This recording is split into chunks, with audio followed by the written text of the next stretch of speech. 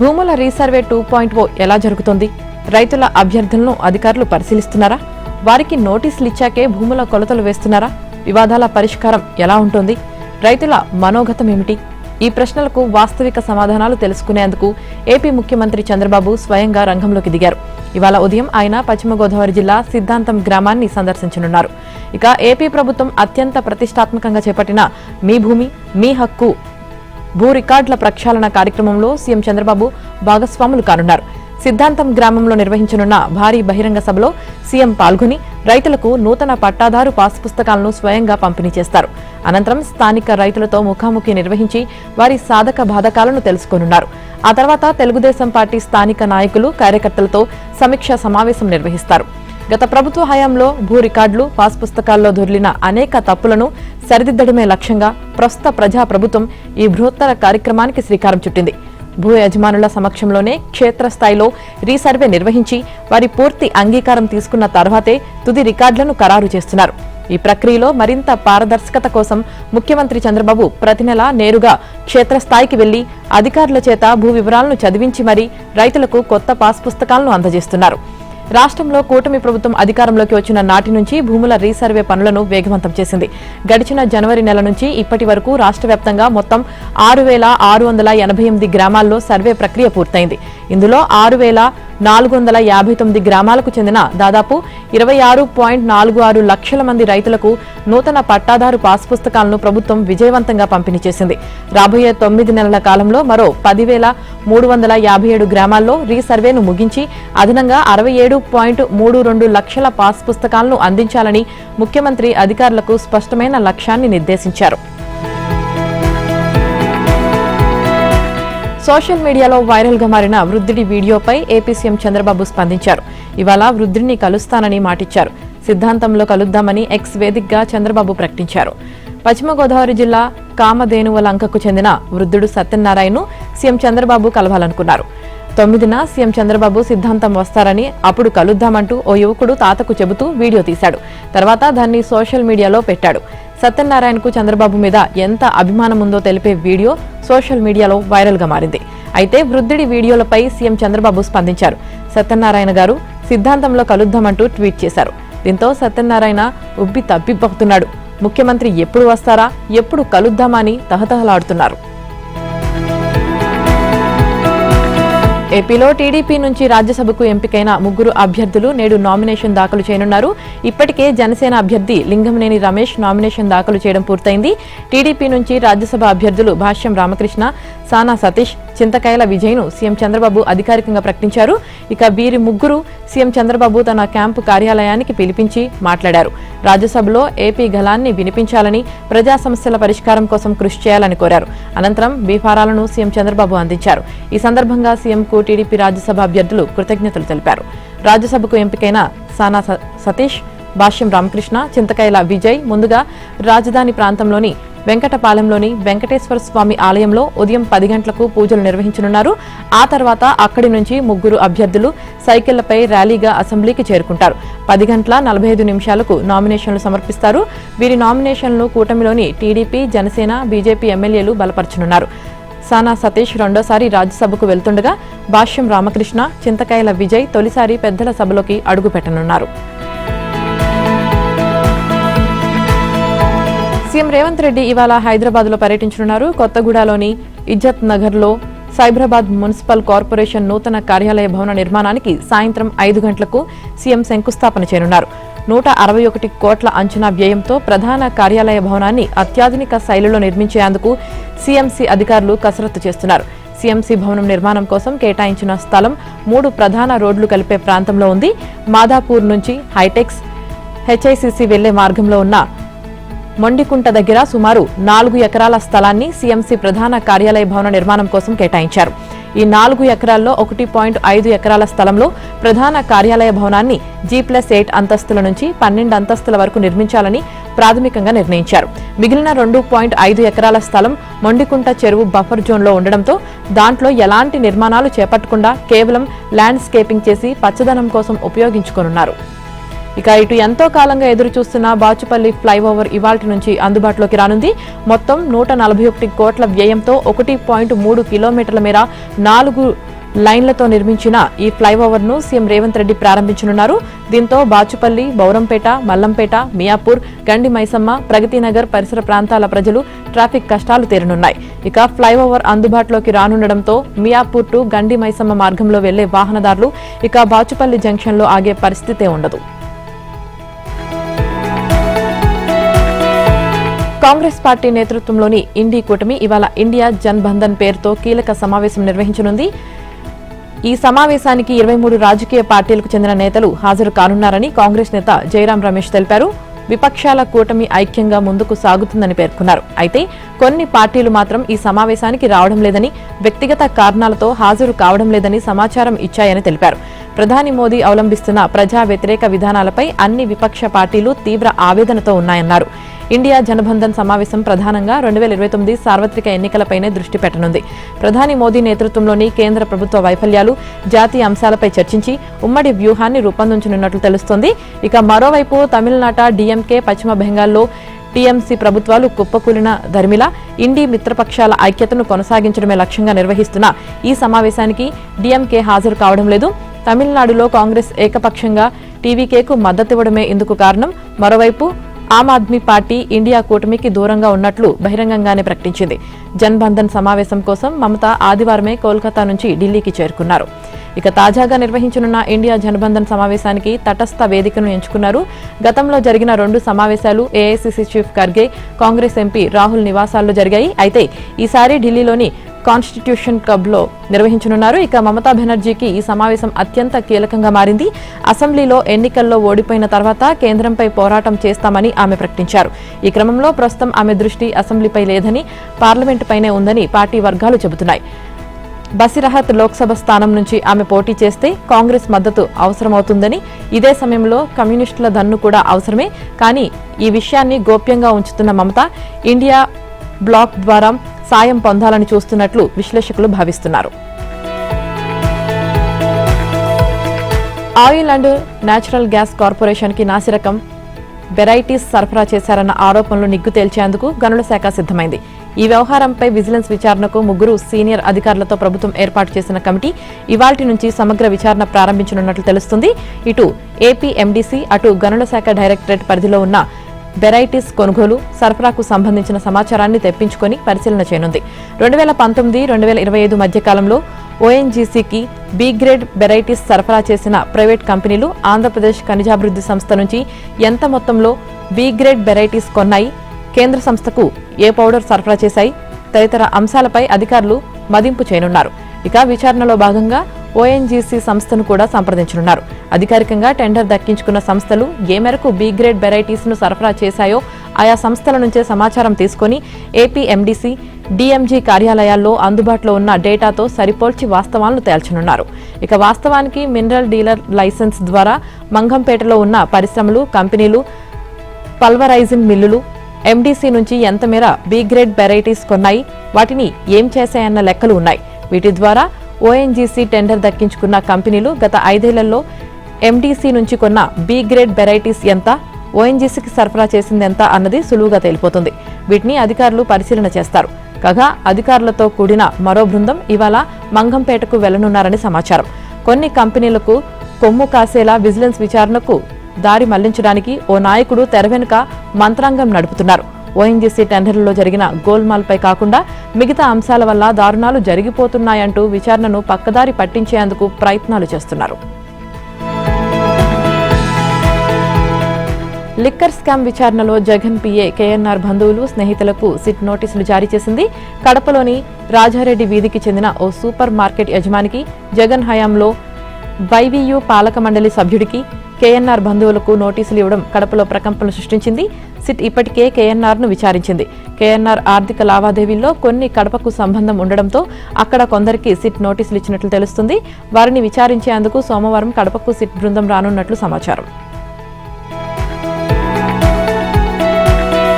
కూటమి ప్రభుత్వం తలపెట్టిన 3 విజయోత్సవ సభల్లో మొదటి సభను తిరుపతిలో ఘనంగా నిర్వహించాలని సీఎం చంద్రబాబు 3 పార్టీల నేతలకు పిలుపునిచ్చారు. కూటమి అధికారంలోకి వచ్చి 2 ఏళ్లు, మోదీ ప్రధానిగా 12 ఏళ్ల పాలన విజయాలపై రాష్ట్ర వ్యాప్తంగా తిరుపతి, అమరావతి, విశాఖపట్నంలో బహిరంగ సభలను నిర్వహించనున్నారు.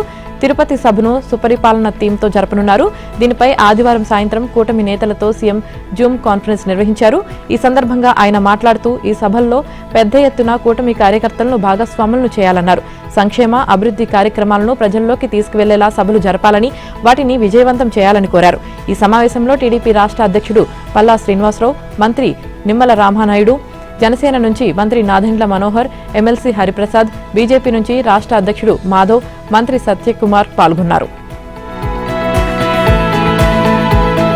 కూటమి ప్రభుత్వం రావడంతో 6 కోట్ల మంది ఆంధ్రుల కలల రాజధానికి మళ్లీ కలవచ్చింది. జగన్ ఏలుబడిలో 5 ఏళ్లు విధ్వంసానికి గురైన అమరావతికి మళ్లీ ప్రాణం వచ్చింది. ప్రధాని మోదీ చేతుల మీదుగా రాజధాని నిర్మాణానికి మళ్లీ శంకుస్థాపన చేయించడం, గత ప్రభుత్వంలో అర్ధాంతరంగా ఆగిపోయిన పనులను మళ్లీ పట్టాలెక్కించడం, కేంద్రం సాయం చేయడం, రాజధాని పనులేగాక పలు ప్రైవేట్ సంస్థలు, కేంద్ర సంస్థల కార్యాలయాలకు శంకుస్థాపనలు చేయడం, వాటికి భూములు కేటాయించడం, పార్లమెంట్లో చట్టబద్ధత కల్పించడం చకచకా జరిగాయి. అయితే నవనగర నిర్మాణం ఆశించిన స్థాయిలో సాగడం లేదన్న అభిప్రాయాలు వినిపిస్తున్నాయి. గత టీడీపీ ప్రభుత్వ హయాంలో జరిగిన స్థాయిలో ఇప్పుడు పనులు జరగడం లేదని చెబుతున్నారు. ప్రభుత్వ కార్యాలయాలు, అధికారులు, ప్రజాప్రతినిధుల నివాస భవనాల నిర్మాణాల వరకు పురోగతి కనిపిస్తుంది. కానీ రోడ్లు, మౌలిక వసతుల కల్పన పనులు లక్ష్యంగా దిశగా సాగడం లేదు. ఇక రాజధానికి భూములు త్యాగం చేసిన రైతుల లేఅవుట్ల పనులు ఆశించిన స్థాయిలో జరగడం లేదు. రాజధాని రైతుల సమస్యలను ప్రభుత్వం పరిష్కరించడం లేదన్న విమర్శలు వస్తున్నాయి. రష్యాకు చెందిన ప్రముఖ రేర్ ఎర్త్ మినరల్స్ సంస్థ గిరెడ్మెట్ ఇన్స్టిట్యూట్ ప్రతినిధులతో మంత్రి లోకేష్ మాస్కోలో సమావేశమయ్యారు. ఈ సందర్భంగా మంత్రి మాట్లాడుతూ భారతదేశానికి, ముఖ్యంగా ఆంధ్రప్రదేశ్కు గిరెడ్మెట్ వంటి సంస్థలతో సాంకేతిక భాగస్వామ్యం భవిష్యత్తులో విలువైన అవకాశాలను తెరుస్తుందన్నారు. విశాఖపట్నం, శ్రీకాకుళం ప్రాంతంలో ఉన్న భారీ ఖనిజ వనరుల ఆధారంగా deep processing and rare earth element refining హబ్ను ఏర్పాటు చేసే అవకాశాలను పరిశీలించాలని కోరారు. భారత్లో విస్తరిస్తున్న ఈవీ, పవన్ విద్యుత్ మార్కెట్లకు సరఫరా చేయడానికి నెల్లూరులో నియోడైమియం మ్యాగ్నెట్ ఉత్పత్తి కేంద్రం ఏర్పాటు చేయడానికి భాగస్వామ్యం వహించాలన్నారు. భారతీయ టెక్ కారిడార్లో సిద్ధంగా ఉన్న ప్లగ్ అండ్ ప్లే ప్రయోగశాలల మద్దతుతో ఎలక్ట్రానిక్ మెటీరియల్స్ ల్యాబ్ స్థాపనకు చొరవ చూపాలని కోరారు. పారిశ్రామిక వ్యర్థాలు, మైనింగ్ టెయిలింగ్స్ నుంచి వ్యూహాత్మక అరుదైన లోహాలకు వెలికి తీయడానికి తగిన సాంకేతికతలను అమలు చేయడంలో భాగస్వామ్యం వహించాల్సిందిగా మంత్రి లోకేష్ విజ్ఞప్తి చేశారు. మరోవైపు మాస్కోలో 25,000 చదరపు మీటర్ల విస్తీర్ణంలో 7 అంతస్తుల్లో ఉండే అతిపెద్ద అణుశక్తి మ్యూజియంను మంత్రి లోకేష్ సందర్శించారు. గత ప్రభుత్వంలో జరిగిన లిక్కర్ స్కామ్ విచారణలో ఒక్కొక్కటిగా రహస్య అక్రమాస్తుల పుట్టలు పగులుతుండటంతో సామాన్య ప్రజలతో పాటు దర్యాప్తు అధికారులు సైతం విస్తుపోతుండగా వైసీపీలో ప్రకంపనలు సృష్టిస్తోంది. తన పేరు వాడుకొని తనకు తెలియకుండా ఇన్ని 100 కోట్లు సంపాదించారని జగన్ సైతం ఆశ్చర్యపోతున్నట్లు తెలుస్తుంది. వారిపై ఆగ్రహంతో ఉన్నట్లు సమాచారం. కేఎన్ఆర్ బాధితులు కొందరు నేరుగా జగన్కే ఫిర్యాదులు చేస్తున్నారు. కొన్ని రోజులుగా తాడేపల్లి యలహంక ప్యాలెస్లో సొంత పార్టీకి చెందిన వ్యక్తుల నుంచి కోటరీ అక్రమాల గురించి జగన్ తెలుసుకుంటున్నట్లు తెలుస్తుంది. చెవిరెడ్డి మొదలుకొని కేఎన్ఆర్ వరకు కీలక కోటరీని తాడేపల్లి ప్యాలెస్లోకి కొన్నాళ్ల పాటు రానియకుండా బ్రేకులు వేసినట్లు సమాచారం. ఇక తన గుట్టు తెలిసిన మరికొందరిని రానియలేక, వద్దనలేక సతమతమవుతున్నట్లు వైసీపీ వర్గాల్లో చర్చ జరుగుతుంది. మద్య నిషేధం హామీతో అధికారంలోకి వచ్చిన వైసీపీ పాలనలో 3,500 కోట్ల మద్యం కుంభకోణంలో జరిగిన అక్రమాలు అన్నీ ఇన్ని కావు. జగన్ హయాంలో సీఎంఓ కార్యదర్శిగా పనిచేసిన రిటైర్డ్ ఐఏఎస్ అధికారి ధనుంజయ రెడ్డి భారీగా ఆస్తులు సంపాదించడం, ఓఎస్డీ కృష్ణమోహన్ రెడ్డి వసూళ్ల సొమ్ముతో ఆయన కుమారుడు కంపెనీలు ఏర్పాటు చేయడం, పార్టీ ప్రధాన కార్యదర్శి చెవిరెడ్డి భాస్కర్ రెడ్డి మద్యం ముడుపుల నుంచి ఎన్నికల్లో పంచాల్సిన సొమ్మును పక్కదారి పట్టించి విదేశాల్లో మైనింగ్ దాకా వెళ్లడం, జగన్ పక్కనే ఉంటూ వంగి వంగి వినయం ప్రదర్శించే పీఏ కె నాగేశ్వరరెడ్డి దేశ విదేశాల్లో 100 కోట్ల రూపాయల ఆస్తులు పోగేయడం వైసీపీలో తీవ్ర చర్చకు దారితీసింది. జగన్ పాదయాత్రలో ఫోటోలు తీసుకోవడానికి, అధికారంలోకి వచ్చాక అపాయింట్మెంట్ ఇప్పించడానికి 50,000 నుంచి 5 లక్షల వరకు కేఎన్ఆర్ వసూలు చేశారని ముఖ్యమంత్రి పీఏగా వైసీపీ నేతలు, ప్రజాప్రతినిధులు, వ్యాపారవేత్తల్ని వేధించారని ఆరోపణలు వస్తున్నాయి. ఇక లిక్కర్ స్కామ్లో ఇప్పటికే 3 ఛార్జ్షీట్లు కోర్టులో దాఖలు చేసిన సిట్ జగన్ పేరు సైతం ఇందులో చేర్చింది. తాడేపల్లి ప్యాలెస్లో ప్రకంపనలు సృష్టించిన ఈ కేసులో చివరి ఛార్జ్షీట్ దాఖలు చేసే ముందు సిట్ మరింత లోతుగా దర్యాప్తు చేస్తోంది. అంతర్జాతీయ యోగా దినోత్సవాన్ని పురస్కరించుకొని ఏపీ ప్రభుత్వం ఈ నెల 21న అమరావతిలోని వెంకటపాలెం టోల్ ప్లాజా వద్ద రాష్ట్ర స్థాయి సామూహిక యోగా కార్యక్రమం నిర్వహణకు భారీ ఏర్పాట్లు చేస్తుంది. దాని సన్నాహకాల్లో భాగంగా పోలీస్ శాఖ ఆధ్వర్యంలో విజయవాడలో యోగాంధ్ర కార్యక్రమం నిర్వహించారు. యోగా మన సంస్కృతిలో భాగమని హోంమంత్రి అనిత అన్నారు. యోగాకు ప్రధాని మోదీ ప్రత్యేక గుర్తింపు తెచ్చారని అన్నారు. ప్రతి ఒక్కరూ యోగాను జీవితంలో భాగం చేసుకోవాలని ఆమె పిలుపునిచ్చారు. ప్రధానమంత్రి పిలుపు, ముఖ్యమంత్రి చంద్రబాబు ఆదేశాలతో ప్రజలు తమ ఆరోగ్యాన్ని తామే కాపాడుకోవాలనే సంకల్పంతో పెద్ద ఎత్తున ఈ కార్యక్రమంలో పాల్గొనడం ఆనందదాయకమన్నారు. ఇక ఇది తమకు హృదయానికి దగ్గరగా ఉన్న కార్యక్రమమని ఎన్టీఆర్ జిల్లా పోలీస్ కమిషనర్ రాజశేఖర్ బాబు అన్నారు. డ్రగ్స్ కు బానిసైన వారిలో యోగాతో చైతన్యం తీసుకువస్తామన్నారు. డ్రగ్స్ పై దండయాత్రతో 2.0 కార్యక్రమంతో పాటు యోగాంధ్రాను అనుసంధానించడం ఎంతో సంతోషకరమన్నారు. సుమారు 4,000 మందితో యోగాంధ్ర 2026 ప్రతిజ్ఞ చేయించారు.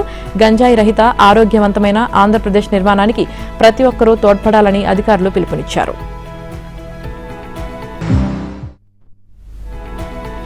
హైదరాబాద్ కుకట్పల్లి డీసీపీ రిత్రాజ్ ఒంటరిగా సాహసోపేతమైన ఆపరేషన్ నిర్వహించారు. అమ్మాయిలను తీసుకొచ్చి అశ్లీల డాన్సులు చేయిస్తున్న ఓ పబ్ ఆట కట్టించారు. హైదరాబాద్లో కొన్ని పబ్ల నిర్వాహకులు కస్టమర్లను ఆకర్షించడానికి వివిధ ప్రాంతాల నుంచి అందమైన యువతులను అక్రమంగా రవాణా చేసి తీసుకువస్తున్నారు.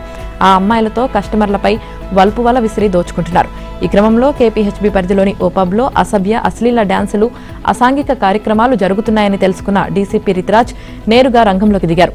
సిబ్బందిని ఎవరిని తనతో తీసుకువెళ్లకుండా ఒక్కరే కింగ్స్ అండ్ క్వీన్స్ పబ్కు వెళ్లారు. స్పై కెమెరాలు ధరించి వెళ్లిన ఆమె పబ్లో వ్యవహారాన్ని ఫోటోలు, వీడియోలు తీశారు.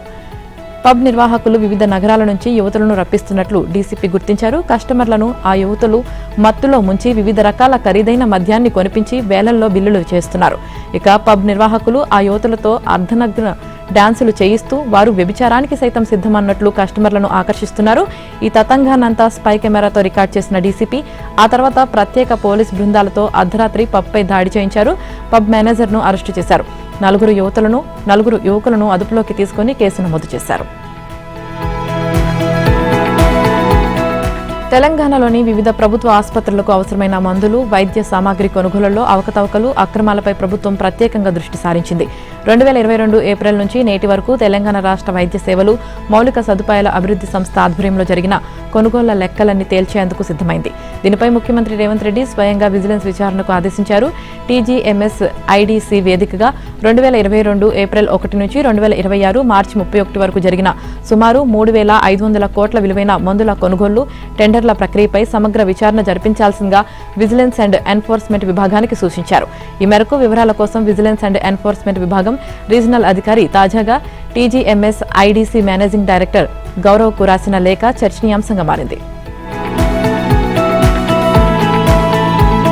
ఆదిలాబాద్ అతి త్వరలో భారత వాయుసేన పైలట్లకు శిక్షణా కేంద్రంగా మారబోతుంది. ప్రస్తుతం హైదరాబాద్కు సమీపంలోని హకీంపేట్, దుండిగల్లో ఐఏఎఫ్ శిక్షణా కేంద్రాలు ఉన్నాయి. ఈ కేంద్రాలకు అనుబంధంగా ఆదిలాబాద్లోని ప్రతిపాదిత కొత్త విమానాశ్రయం వద్ద ఐఏఎఫ్ యుద్ధ విమానాలు, హెలికాప్టర్ల పైలట్ల శిక్షణా కేంద్రం ఏర్పాటు కాబోతుంది. అలాగే ప్రభుత్వానికి అనుబంధంగా సివిల్ ఏవియేషన్ పరిధిలో ఉన్న పైలట్ శిక్షణా కేంద్రాలు వరంగల్లో ఏర్పాటు కానున్నాయి. ఇక రాష్ట్రంలో ప్రస్తుతం శంషాబాద్, బేగంపేటలో మాత్రమే విమానాశ్రయాలు ఉన్నాయి. వరంగల్ జిల్లా మామునూరులో విమానాశ్రయ నిర్మాణానికి ఆమోదం లభించింది. ఆదిలాబాద్ విమానాశ్రయం నిర్మాణానికి వడివడిగా అడుగులు పడుతున్నాయి. ఈ నేపథ్యంలోనే హైదరాబాద్కు దగ్గరలో ఉన్న పైలట్ శిక్షణ సంస్థలు ఆదిలాబాద్, మామునూరుకు వెళ్లాలని ప్రాథమికంగా నిర్ణయించినట్లు విశ్వసనీయంగా తెలిసింది. పైలట్ల ట్రైనింగ్ సెంటర్ కోసం మామునూరులో ఇప్పటికే ప్రత్యేక నిర్మాణాలు చేపట్టాలని నిర్ణయించగా ఆదిలాబాద్లో వాయుసేన కోసం ప్రత్యేక ఏర్పాట్లు చేయాలని తీసుకున్న నిర్ణయాలు ఇందుకు బలం చేకూరుస్తున్నాయి. అదే సమయంలో రాష్ట్రంలో ఉన్న ఇతర ప్రైవేట్ ట్రైనింగ్ సెంటర్లను కూడా తమ రెండో కేంద్రంగా ఆదిలాబాద్, మామునూరును ఎంచుకోవాలని అధికారులు సూచించినట్లు తెలుస్తోంది. తెలంగాణలోని ప్రభుత్వ, ప్రైవేట్ పాఠశాలలకు వేసవి సెలవులను విద్యాశాఖ మరో 3 రోజులు పొడిగించింది. షెడ్యూల్ ప్రకారం 2026-27 విద్యా సంవత్సరం ఈ నెల 12 నుంచి ప్రారంభం కావాల్సి ఉంది. కానీ తాజా పొడిగింపుతో ఈ నెల 15 నుంచి ప్రారంభమవుతుందని పాఠశాల విద్యాశాఖ సంచాలకులు నవీన్ నికోలస్ ఆదివారం ఉత్తర్వులు జారీ చేశారు. కొత్త విద్యా సంవత్సరానికి సంబంధించిన అకాడమిక్ క్యాలెండర్ను విడుదల చేశారు. 2026-27 విద్యా సంవత్సరంలో మొత్తం 227 పని దినాలున్నాయి. ఫార్మేటివ్ అసెస్మెంట్ 1 పరీక్షలు జూలై 31 నుంచి, FA2 పరీక్షలు సెప్టెంబర్ 21 నుంచి, సమ్మేటివ్ అసెస్మెంట్ 1 పరీక్షలు అక్టోబర్ 1 నుంచి 9 మధ్య, SA2 పరీక్షలు వచ్చే ఏడాది ఏప్రిల్ 9 నుంచి 19 మధ్య ఉంటాయి. ఇక 10వ తరగతి వార్షిక పరీక్షలు 2027 మార్చిలో నిర్వహించనున్నారు. దసరా సెలవులు అక్టోబర్ 10 నుంచి 22 వరకు, సంక్రాంతి సెలవులు వచ్చే ఏడాది జనవరి 13 నుంచి 17 వరకు ఉంటాయని ప్రకటించారు. కొత్త విద్యా సంవత్సరంలో ప్రతి 3వ శనివారం నో బ్యాగ్ డేగా ప్రకటించారు. దీని ప్రకారం మొత్తం 10 రోజులు విద్యార్థులు పాఠశాలకు బ్యాగులు లేకుండా హాజరవ్వాలి. విద్యార్థుల్లో పుస్తక పఠనాన్ని అలవాటు చేసేందుకు ప్రత్యేకంగా ప్రతిరోజు 30 నిమిషాల సమయం కేటాయించారు. ఇందులో విద్యార్థులు వార్తాపత్రికలు, కథల పుస్తకాలు చదివేలా సంబంధిత పాఠశాల ప్రధాన ఉపాధ్యాయులు ప్రోత్సహించాలి. ఒంటిపూట బడులు వచ్చే ఏడాది మార్చి 15 నుంచి చివరి పనిదినం ఏప్రిల్ 23 వరకు నిర్వహించనున్నారు. అన్ని పాఠశాలల్లో అన్ని తరగతులకు డిజిటల్ పాఠాలు ప్రతిరోజు 20 నుంచి 25 నిమిషాలు నిర్వహించనున్నామని పాఠశాల విద్యాశాఖ ప్రకటించిన అకాడమిక్ క్యాలెండర్లో పేర్కొన్నారు. ఈ నెల 21న నిర్వహించనున్న నీట్ రీ ఎగ్జామ్ ప్రశ్నాపత్రాల తరలింపు విషయంలో ఎన్టీఏ పటిష్ట చర్యలు తీసుకుంటుంది. దీనికోసం తొలిసారిగా భారత వాయుసేన సేవలను వినియోగించుకుంటున్నామని NTA director general Abhishek Singh తెలిపారు. ప్రశ్నాపత్రాలను ప్రింట్ చేసిన దగ్గర నుంచి పరీక్షా కేంద్రాలకు చేరవేసే వరకు ఎలాంటి అవకతవకలకు తావు లేకుండా వాయుసేన పర్యవేక్షణలో విమానాల ద్వారా వాటిని రవాణా చేయనున్నట్లు వెల్లడించారు. మరోవైపు నీట్ పునర్పరీక్ష పేపర్ లీక్ అయిందని లేదా ఆన్లైన్లో విక్రయానికి ఉందని పేర్కొంటూ సోషల్ మీడియాలో వస్తున్న వార్తలు, సందేశాల పట్ల అప్రమత్తంగా ఉండాలని విద్యార్థులు, తల్లిదండ్రులను ఎన్టీఏ హెచ్చరించింది. వాటిని నమ్మొద్దని సూచించింది. భారత్లోని 551 నగరాలతో పాటు విదేశాల్లోని 14 నగరాల్లో ఈ నెల 21న నీట్ యూజీ రీ ఎగ్జామ్ నిర్వహించనున్నట్లు ఎన్టీఏ తెలిపింది. దీనికి సంబంధించిన పరీక్షా నగరాల సమాచారాన్ని ఆదివారం అధికారికంగా విడుదల చేసింది. పరీక్షకు హాజరయ్యే విద్యార్థులు ఏ నగరంలో పరీక్షా కేంద్రాలు ఉన్నాయో ముందుగానే తెలుసుకుని తగిన ఏర్పాట్లు చేసుకునేందుకు వీలుగా దీన్ని అందుబాటులోకి తీసుకువచ్చింది. ఓటర్ల జాబితా ప్రత్యేక సమగ్ర సవరణపై కేంద్ర ఎన్నికల సంఘం రాష్ట్రాల యంత్రాంగాలకు కీలక ఆదేశాలు జారీ చేసింది. సర్ ప్రక్రియ చేపట్టే సమయంలో ఎవరైనా అనుమానిత విదేశీయులను గుర్తిస్తే అలాంటి కేసులను పౌరసత్వ చట్టం 1955 కింద పనిచేసే సంబంధిత అధికార యంత్రాంగానికి తెలియజేయాలని పేర్కొంది. ఈ విషయంలో అసిస్టెంట్ ఈఆర్ఓలు తమ అధికారాలను స్వతంత్రంగా వినియోగించుకోవాలని స్పష్టం చేసింది. అదేవిధంగా ఎవరైనా ఎన్యూమరేషన్ పత్రాలు తిరిగి రాకుంటే బూత్ స్థాయి అధికారులు స్థానిక ఓటర్లను విచారించడం ద్వారా అందుకు గల కారణాలను గుర్తించి నోట్ చేయాలని పేర్కొంది. ఈ మేరకు సర్ సమయంలో అనుసరించాల్సిన విధానాలపై ఈసీ రాష్ట్ర ప్రధాన ఎన్నికల అధికారులకు గత నెల 14న వివరణాత్మక కీలక మార్గదర్శకాలు జారీ చేసిందని వార్తా సంస్థ పీటీఐ పేర్కొంది. గతేడాది బీహార్లో ఓటర్ల జాబితా ప్రత్యేక సమగ్ర సవరణ కోసం ఈసీ సన్నాహాలు చేస్తుండగా బంగ్లాదేశ్, నేపాల్, మయన్మార్లకు చెందిన పలువురిని క్షేత్రస్థాయి సిబ్బంది గుర్తించినట్లు ఎన్నికల అధికారులు నివేదించారు. అయితే చివరికి ఓటర్ల జాబితాలో ఉండేందుకు అర్హత లేని అటువంటి వ్యక్తులకు సంబంధించిన ఎలాంటి గణాంకాలను కానీ ఆధారాలను కానీ ఎన్నికల అధికారులు వెల్లడించలేదు. బీజేపీ, ఆ పార్టీ మిత్రపక్షాలకు అనుకూలంగా లేని ఓటర్ల లక్ష్యంగా సర్ ప్రక్రియను చేపట్టేందుకు ఈసీ చేస్తున్న ప్రయత్నాల్లో భాగమే ఇటువంటి వాదనని ప్రతిపక్షాలు విమర్శిస్తున్నాయి.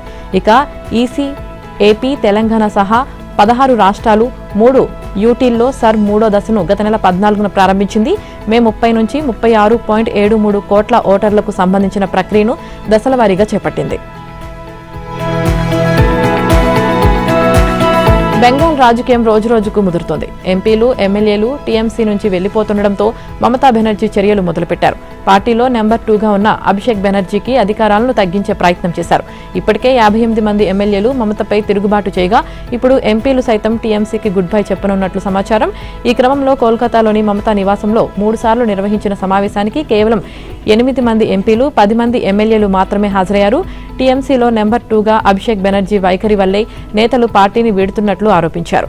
ఇక మెజార్టీ ఎమ్మెల్యేలు, ఎంపీలు తన మేనల్లుడు అభిషేక్ బెనర్జీ పెత్తనంపై ఆగ్రహంగా ఉన్న నేపథ్యంలో ఆయన అధికారాన్ని తగ్గించే ప్రయత్నం చేశారు. అభిషేక్ బెనర్జీ ప్రస్తుతం టీఎంసీ జాతీయ ప్రధాన కార్యదర్శిగా ఉండగా ఆయనకు తోడుగా డెరెక్ డోలాసేన్లను జాతీయ సంయుక్త కార్యదర్శులుగా దీదీ ప్రకటించారు. ఈ నియామకాలతో మేనల్లుడికి ప్రత్యేక అధికారాలేమీ లేవని ఆమె చెప్పకనే చెప్పినట్లయింది. సీనియర్ నేత చంద్రిమా భట్టాచార్యని పార్టీ రాష్ట్ర అధ్యక్షురాలుగా నియమించారు. పార్టీలో తిరుగుబాటు నేపథ్యంలో దీదీ తనకు, పార్టీకి అత్యంత నమ్మకస్తులైన వారికి కీలక బాధ్యతలు అప్పగిస్తూ నిర్ణయం తీసుకున్నారు.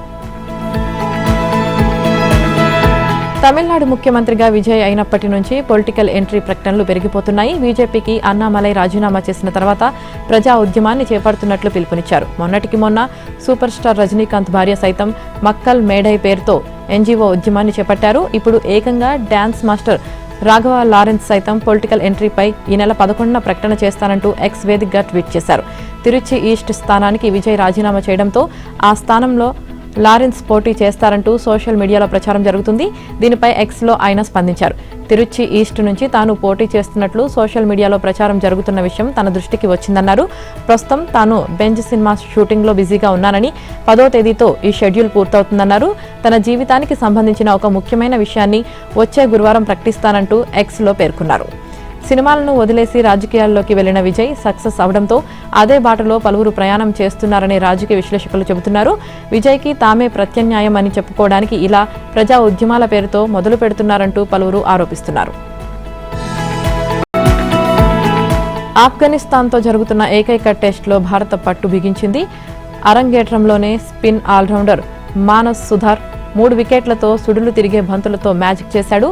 అతడి బౌలింగ్ను అర్థం చేసుకోలేక ఆఫ్ఘాన్ బ్యాటర్లు తడబడ్డారు. దీంతో ఆ జట్టు ఆటకు 2వ రోజైన నిన్న తమ తొలి ఇన్నింగ్స్లో 113 పరుగులకే 5 వికెట్లు కోల్పోయింది. రహ్మద్ షా 43 పరుగులతో ఒక్కడే రాణించాడు. పేసర్ ప్రసిద్ధ్ కృష్ణకు 2 వికెట్లు దక్కాయి. భారత్ స్కోర్కు ఆఫ్ఘనిస్తాన్ ఇంకా 451 పరుగులు వెనుకబడి ఉంది.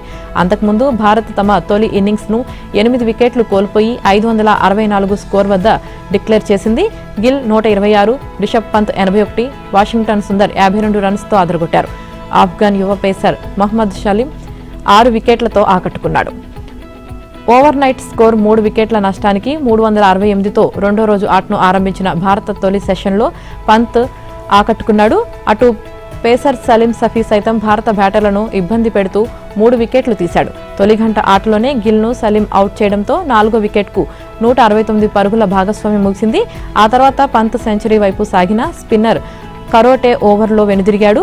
అనంతరం జురేల్ను కూడా సఫీ అవుట్ చేయగా సుందర్, మానవ్ 28 జోడీ 2వ సెషన్లో 7 వికెట్కు 54 పరుగులు జోడించింది. చివర్లో సిరాజ్ 4 ఫోర్లు ఓ 6తో వేగం చూపాడు.